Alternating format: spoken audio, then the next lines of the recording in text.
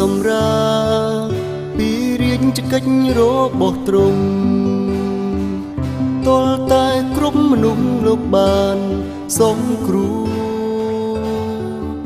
តាមព្រះハរតីនៃព្រះអង្គពេលនេះយើងនាំគ្នាក្រោកឡើងហើយដើរតាមផ្លូវព្រះអង្គម្ចាស់ព្រះអង្គបានហៅគ្រប់ទាំងមនុស្សដើម្បីឲ្យពួកគេទាំងនោះមើលឃើញសេរីរុងរឿងនៃព្រះអង្គព្រះហស្ថនិងព្រះបាទាទ្រង់ពលព្យាបាលលោកីនេះ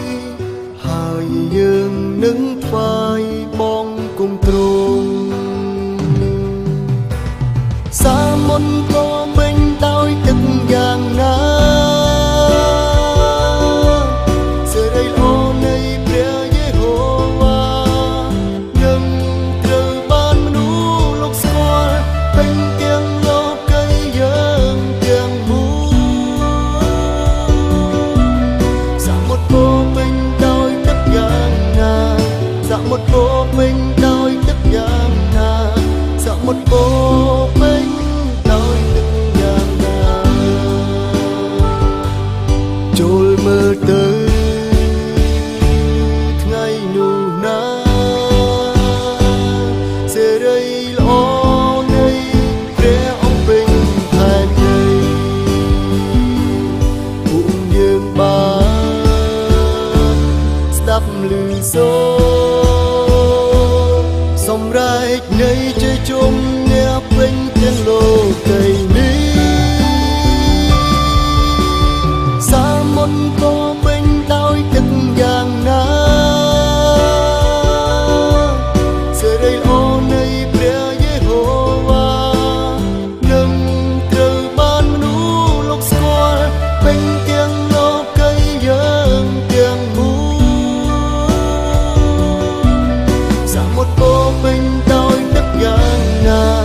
សមុទ្រពោពេញដោយទឹកយ៉ាងណាសមុទ្រពោពេញដោយទឹកយ៉ាងណា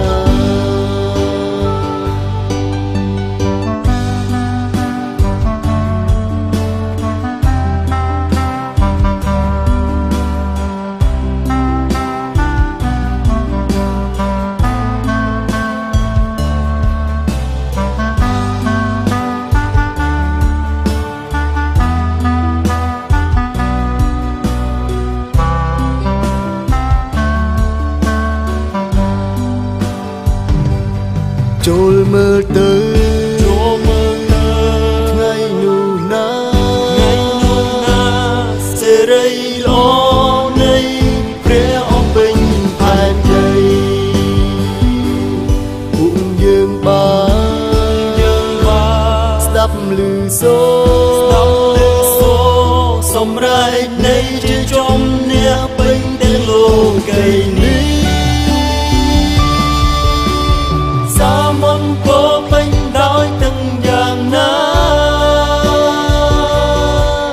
សេរីល្អនៃព្រះយេហូវ៉ា